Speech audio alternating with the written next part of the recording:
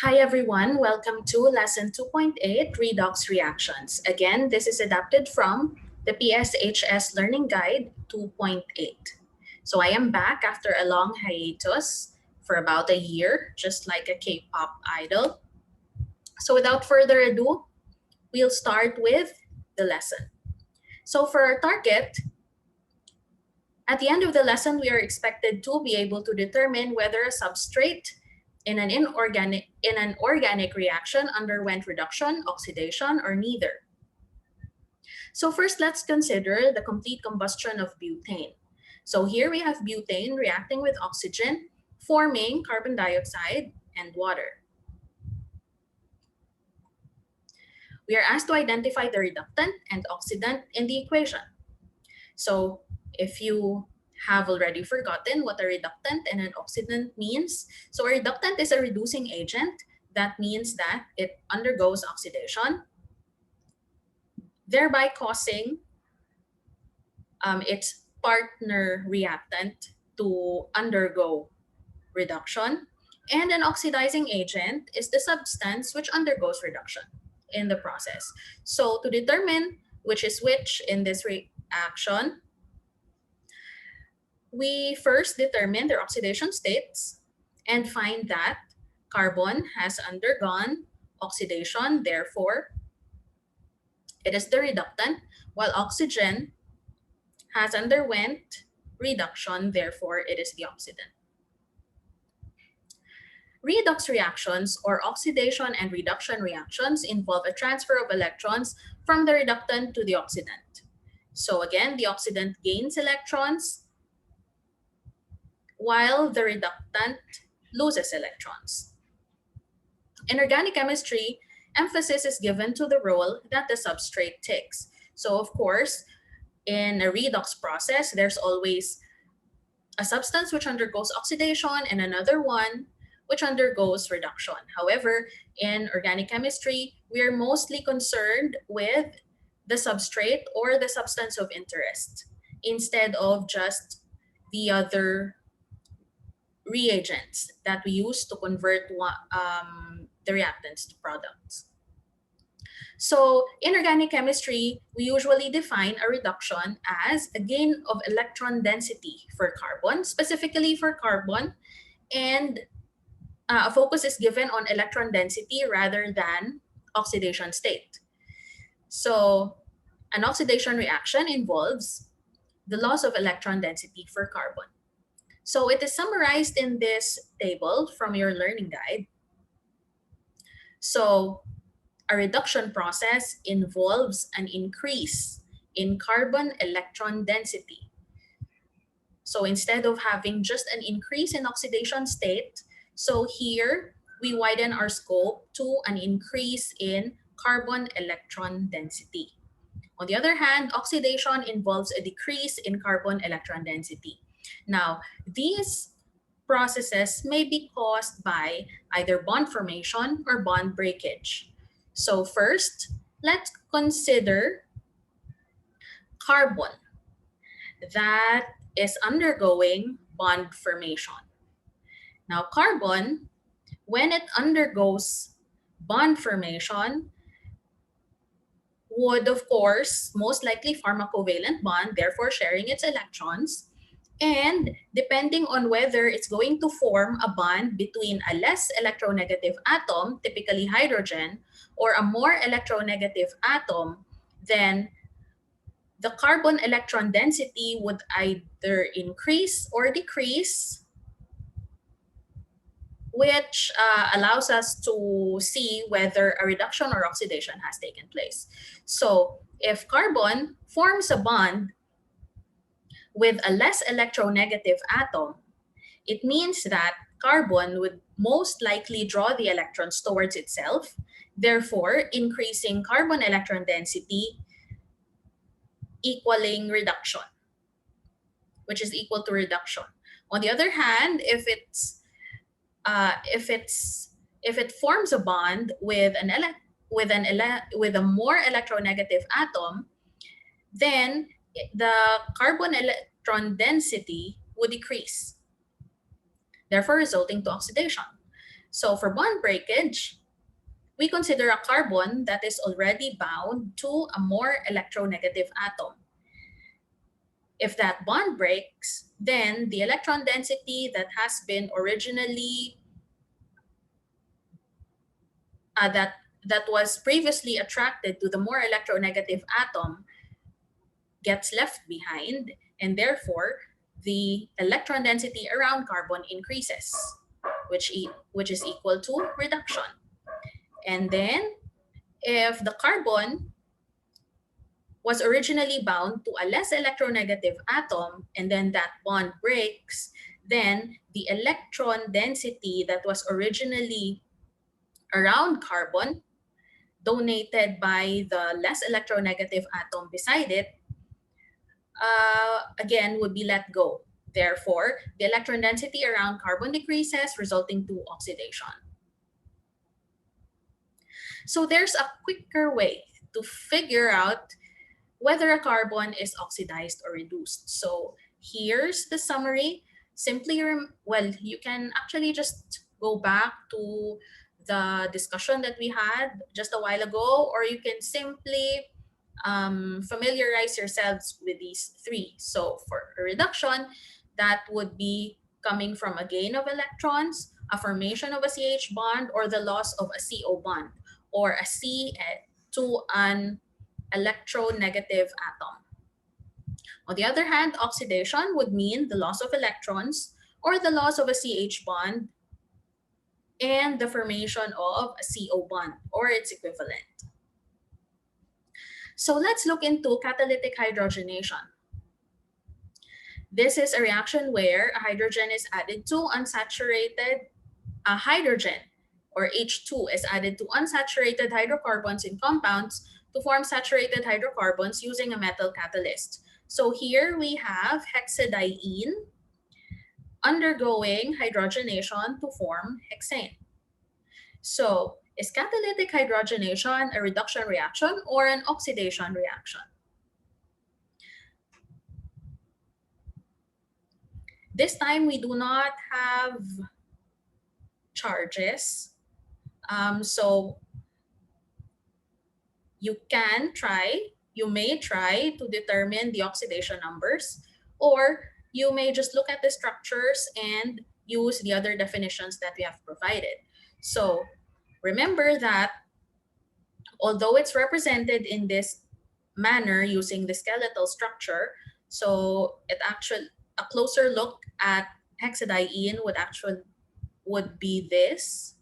So in this carbon, you have one hydrogen or one CH bond here, another here, and another here. Now, when it's converted to hexane, notice that the process actually produces more CH bonds. So therefore, we go back to that quick way or the definition that we have been discussing. So the formation of a CH bond, one or more CH bonds, would actually mean that a reduction has taken place.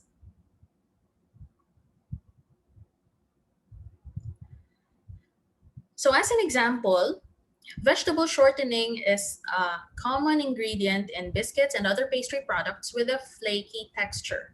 And it's also called hydrogenated vegetable oil. So vegetable oil is mostly, well, a large part of it is composed of unsaturated fatty acids. That would mean that if they're unsaturated, then a part of their chain would have a double bond, double or a triple bond.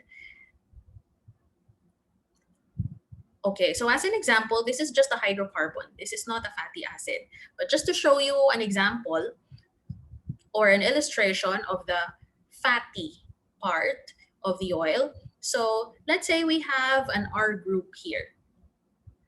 So if it's unsaturated, then we'd have a double bond somewhere in the chain, and it may be oriented in a trans configuration or a cis configuration.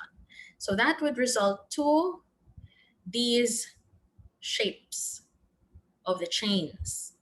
On the other hand, when the unsaturated fatty components have undergone hydrogenation, then they're going to produce saturated fatty parts.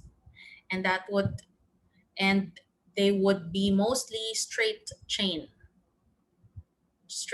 structures. So also notice that because of this, we have different macroscopic properties between oils and shortening or lard or this one. So why do you think that these structures or an unsaturated fatty part would result to liquid oils, while these saturated straight chain structures would result to kind of solid state? And then I realized that you're not going to be able to answer me. Okay, so the answer is that because these fatty parts are actually bent, especially the cis fatty acids, so they won't really be able to stack properly on top of each other. So therefore, at room temperature, they're not too regularly arranged, or they're not able to really form an organized lattice, unlike these behaving straight chain structures. Therefore, at room temperature, they're much able to like stack properly over each other, forming this viscous, very thick, or almost solid structure. So that's the effect of hydrogenation. And there are a lot of probably debate around the health benefits of unsaturated fats versus saturated fats. You may want to read into it. It's also very interesting. So moving on, here we have disposable breath analyzers configured for the detection of various concentrations of alcohol. So they work by the change of color. So the crystals react upon exposure to the test subject's breath by changing color from yellow to white and finally blue. If all the crystals turn blue, then the person's blood alcohol is at or above the threshold for that particular test. So this uses or applies this reaction. It's basically the oxidation of ethanol to ethanal and aldehyde to ethanoic acid. So for each step, let's try to determine whether the transformation involves a reduction reaction or an oxidation reaction. So here, we can again look at their structures, whether they have formed or broken a CH bond or a C to a CO bond, or we can simply use this guide where in general, from left to right, oxidation occurs, and from right to left, the reverse process happens, which is reduction. So in general, from left to right, we can see that there's an increasing number of oxygen atoms in the structure, and also from left to right, there's an increasing unsaturation or pi bonds in the structure. So for the navigate part, we're asked to determine whether the substrate underwent a reduction reaction, an oxidation reaction, or neither. First, we have this, and we also have this structure. So again, in order to determine what happened in the reaction, First, we try to look at the structure with all its complete bonds. So if we simply look at the skeletal structure, it takes an extra eye for seeing all the bonds that aren't there. So if you would like to have a clearer view, at least of this part that has reacted or that will be reacting, so you may redraw it and see that each carbon has a complete set of 4 bonds around it, so that you'll be able to avoid any error. So here you can see that we have a CH here and another CH here, and then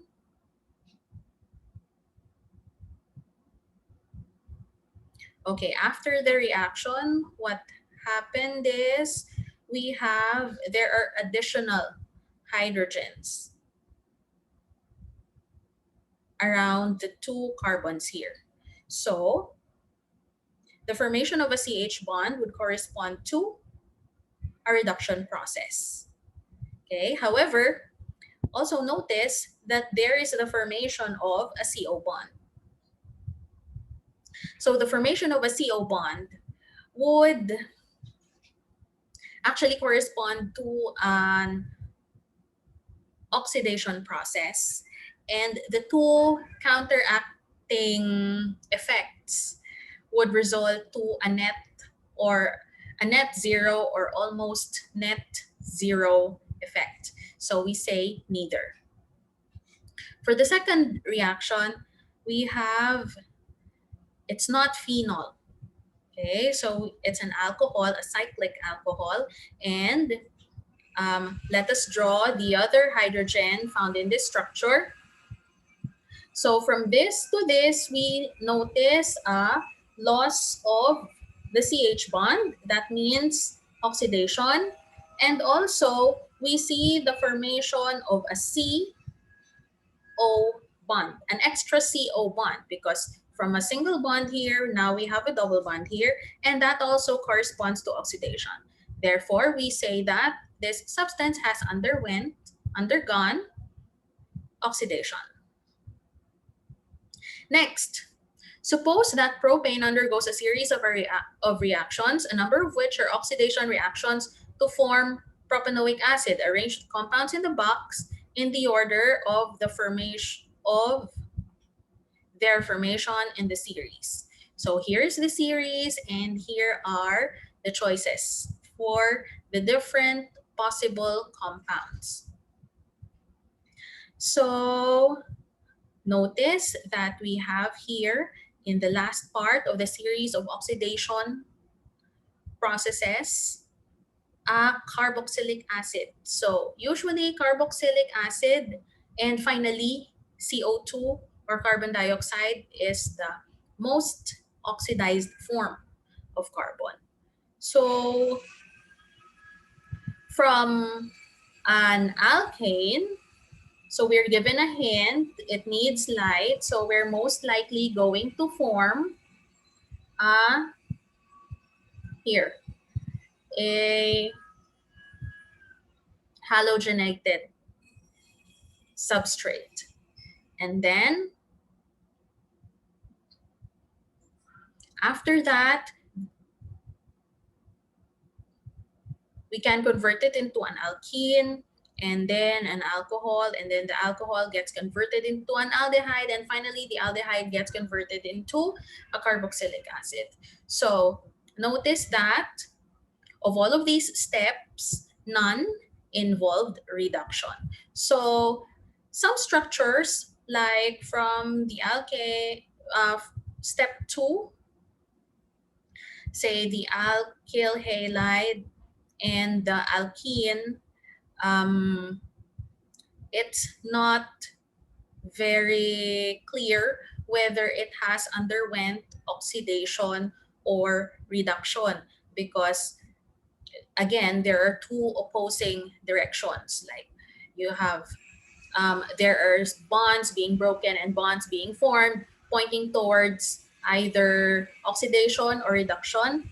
However,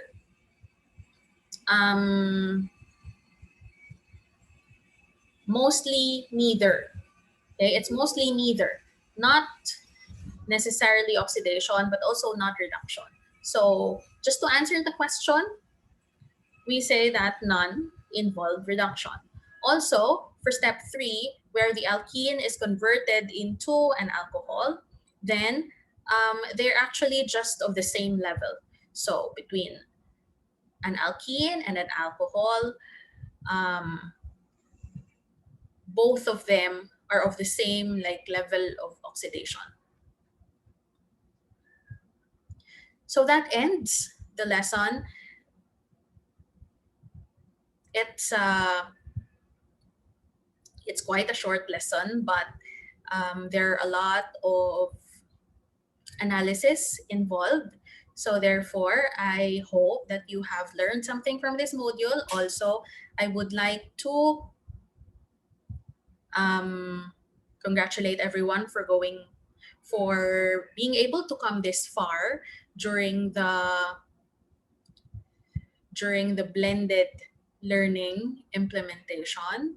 And also, as we go along with these modules and as we provide you with the module assistance videos, I hope that you are also developing the skills to eventually